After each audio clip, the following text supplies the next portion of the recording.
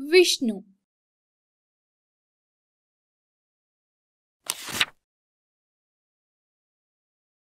ವಿಷ್ಣುವು ಶ್ಯಾಮ ಸುಂದರ ಕಾಯದ ಜಗತ್ತಿನ ರಕ್ಷಕ ದೇವರು.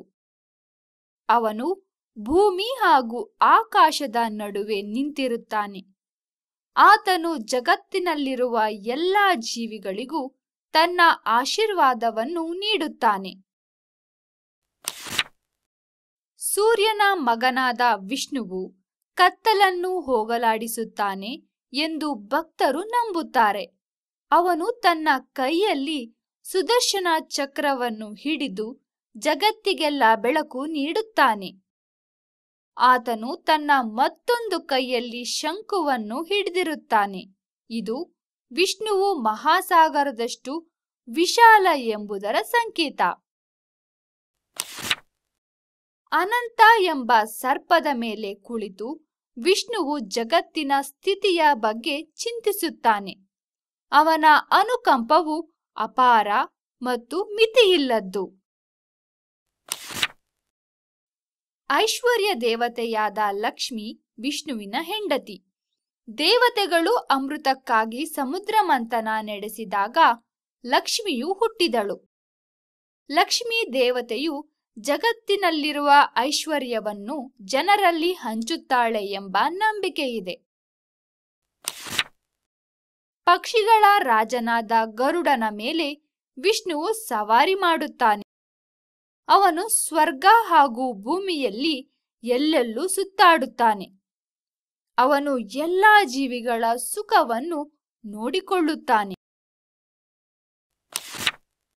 ದುಷ್ಟರನ್ನು ಕೊಲ್ಲಲು ಸಹಾಯ ಮಾಡುವ ಗರುಡನ ಬಗ್ಗೆ ವಿಷ್ಣು ಹೆಮ್ಮೆ ಪಡುತ್ತಾನೆ. ಗರುಡನು ಯಾವಾಗಲೂ ಸರ್ಪಗಳ ಜೊತೆ ಸೆಣಸಿ ಗೆಲುವನ್ನು ಸಾಧಿಸುತ್ತಾನೆ. ಹಿಂದಿನ ಕಾಲದಲ್ಲಿ ವಿಷ್ಣುವು ದೇವತೆಗಳ ರಾಜನಾದ ಇಂದ್ರನ ಜೊತೆ ಇರುತ್ತಿದ್ದನು. ಇಂದ್ರನ ವಾಸಸ್ಥಳವಾದ ದೇವಲೋಕದಲ್ಲಿ ನಡೆಯುತ್ತಿದ್ದ ಅದ್ಭುತವಾದ ಉತ್ಸವಗಳ ಪ್ರಮುಖನಾಗಿದ್ದನು. ಜಗತ್ತನ್ನು ರಕ್ಷಿಸಲು ವಿಷ್ಣುವು ಅನೇಕ ರೂಪಗಳನ್ನು ಧರಿಸುತ್ತಾನೆ. ಒಮ್ಮೆ ರಾಕ್ಷಸರು ಅಮೃತವನ್ನು ಕದ್ದರು. ಅದನ್ನು ಉಳಿಸಲು ಶಿವನಿಂದ ಮಾತ್ರ ಸಾಧ್ಯವಿತ್ತು. ಶಿವನನ್ನು ಒಲಿಸಲು ವಿಷ್ಣುವು ಮೋಹಿನಿ ಎಂಬ ಸುಂದರ ತರುಣಿಯ ರೂಪವನ್ನು ತಾಳಿದನು. ವಿಷ್ಣುವು ಅಧರ್ಮ ಅನ್ಯಾಯಗಳನ್ನು ನಾಶಗೊಳಿಸಿ ನ್ಯಾಯ ಧರ್ಮಗಳನ್ನು ಕಾಪಾಡಲು ಅನೇಕ ರೂಪಗಳನ್ನು ಧರಿಸುತ್ತಾನೆ. ಇಂದಿನ ತನಕ ವಿಷ್ಣುವು 9 ರೂಪಗಳನ್ನು ತಾಳಿದ್ದಾನೆ. ವಿಷ್ಣುವಿನ ಮೊದಲ ಅವತಾರ ಮತ್ಸ್ಯ ಎಂಬ ಮೀನಿನ ಅವತಾರ. ರಾಕ್ಷಸರು ಪ್ರವಾಹದಿಂದ ಭೂಮಿಯನ್ನು ನಾಶ ಮಾಡಲು ಪ್ರಯತ್ನಿಸಿದರು. ಆಗ ವಿಷ್ಣುವು ಮತ್ಸ್ಯ ರೂಪದಲ್ಲಿ ಬಂದು ಮನುಷ್ಯ ಕುಲವನ್ನು ಕಾಪಾಡಲು ವೈವತ್ಸತ ಎಂಬ ಮನುಷ್ಯನನ್ನು ಉಳಿಸಿದನು. ಈ ಪ್ರವಾಹದಿಂದ ಅನೇಕ ಅಮೂಲ್ಯ ವಸ್ತುಗಳು ಸಾಗರದಲ್ಲಿ ಮುಳುಗಿದವು. ದೇವತೆಗಳು ಹಾಗೂ ರಾಕ್ಷಸರು ಒಟ್ಟುಗೂಡಿ ಇದನ್ನೆಲ್ಲ ಸಾಗರದ ಅಡಿಯಿಂದ ತೆಗೆಯಬೇಕೆಂದು ನಿರ್ಧರಿಸಿದರು. ವಿಷ್ಣುವು ಒಂದು ಕೂರ್ಮ ಎಂಬ ಆಮೆಯ ರೂಪವನ್ನು ತಾಳಿದನು. ಅವನು ಒಂದು ಬೆಟ್ಟವನ್ನು ಹೊರಲು ಸಹಾಯ ಮಾಡಿದನು. ಈ ಬೆಟ್ಟವನ್ನು ಸಮುದ್ರ ಮಂಥನ ಮಾಡಲು ಉಪಯೋಗಿಸಿದರು.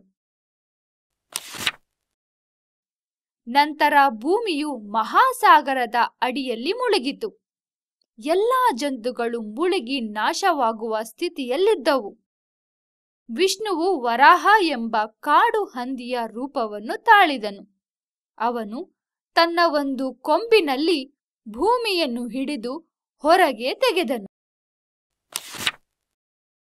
ಹಲವು ವರ್ಷಗಳ ಹಿಂದೆ ಹಿರಣ್ಯಕಶಿಪು ಎಂಬ ರಾಕ್ಷಸನು ದೇವತೆಗಳಿಗೆ ತೊಂದರೆ ಕೊಡುತ್ತಿದ್ದನು. ವಿಷ್ಣುವಿಗೆ ರಾಕ್ಷಸನ ಮೇಲೆ ಬಹಳ ಕೋಪ ಬಂದಿತು. ಆ ರಾಕ್ಷಸನನ್ನು ಕೊಲ್ಲಲು ವಿಷ್ಣುವು ಅರ್ಧ ಮಾನವ ಮತ್ತು ಅರ್ಧ ಸಿಂಹವಾಗಿ ನರಸಿಂಹನ ರೂಪವನ್ನು ತಾಳಿದನು. ವಿಷ್ಣುವು ರಾಕ್ಷಸನನ್ನು ಕೊಂದು ಜಗತ್ತಿನಲ್ಲಿ ಶಾಂತಿ ನೆಲೆಸುವಂತೆ ಮಾಡಿದನು. ಒಮ್ಮೆ ಮಹಾಬಲಿ ಎಂಬ ರಾಕ್ಷಸನು 3 ಲೋಕಗಳನ್ನು ವಶಪಡಿಸಿಕೊಂಡಿದ್ದನು. ವಿಷ್ಣುವು ವಾಮನ, ಒಬ್ಬ ಕುಬ್ಜ ಬ್ರಾಹ್ಮಣನ ಅವತಾರದಲ್ಲಿ ಮಹಾಬಲಿಯ ಬಳಿ ಹೋದನು. ಮಹಾಬಲಿ ಅವನಿಗೆ 3 ಹೆಜ್ಜೆಗಳನ್ನು ಇಡುವಷ್ಟು ಜಾಗ ನೀಡಿದನು. ವಾಮನ ಮತ್ತೆ ವಿಷ್ಣುವಿನ ರೂಪ ತಾಳಿದನು.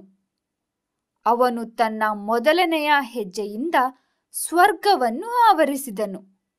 2ನೆಯ ಹೆಜ್ಜೆಯಿಂದ ಭೂಮಿಯನ್ನು ಆವರಿಸಿದನು. ಅವನಿಗೆ ತನ್ನ 3ನೆಯ ಹೆಜ್ಜೆ ಇಡಲು ಜಾಗ ಇರಲಿಲ್ಲ. ಅವನು ತನ್ನ 3ನೆಯ ಹೆಜ್ಜೆಯನ್ನು ಮಹಾಬಲಿಯ ತಲೆಯ ಮೇಲೆ ಇಟ್ಟು ಅವನನ್ನು ಸೋಲಿಸಿದನು.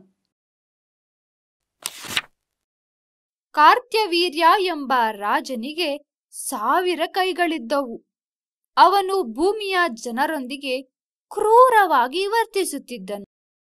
ವಿಷ್ಣು ಪರಶುರಾಮನ ಅವತಾರ ತಾಳಿದನು. ಅವನು ಕೊಡಲಿಯನ್ನು ತನ್ನ ಅಸ್ತ್ರವನ್ನಾಗಿ ಉಪಯೋಗಿಸಿದನು. ಕಾರ್ತ್ಯವೀರನ 1000 ಕೈಗಳನ್ನು ಕತ್ತರಿಸಿ ಅವನನ್ನು ಸಾಯಿಸಿದನು. ದಶರಥನ ಮಗನಾದ ರಾಮ ವಿಷ್ಣುವಿನ ಮತ್ತೊಂದು ಅವತಾರ. ರಾಮ ಹಾಗೂ ಸೀತೆಯ ಮದುವೆಯಾದ ಕೆಲವೇ ದಿನಗಳಲ್ಲಿ ರಾವಣನು ಸೀತೆಯನ್ನು ಅಪಹರಿಸಿದನು. ವಾನರ ರಾಜನಾದ ಸುಗ್ರೀವ ಹಾಗೂ ಭಕ್ತ ಹನುಮಂತನ ಸಹಾಯದಿಂದ ರಾಮನು ಸೀತೆಯನ್ನು ಕಾಪಾಡಿ ರಾವಣನನ್ನು ಕೊಂದನು. ಮುಂದೆ ವಿಷ್ಣುವು ಕೃಷ್ಣನ ಅವತಾರ ತಾಳಿದನು. ದುಷ್ಟರಾಜ ಕಂಸನು ತನ್ನ ತಂದೆ ಹಾಗೂ ತಂಗಿಯರನ್ನೇ ಸೆರೆಮನೆಗೆ ಕಳುಹಿಸಿದ್ದನು. ಇವನನ್ನು ಕೊಲ್ಲಲು ಕೃಷ್ಣನು ಹುಟ್ಟಿದನು. ಕೃಷ್ಣನು ಪಾಂಡವರಿಗೆ ಸಹಾಯ ಮಾಡಿದನು.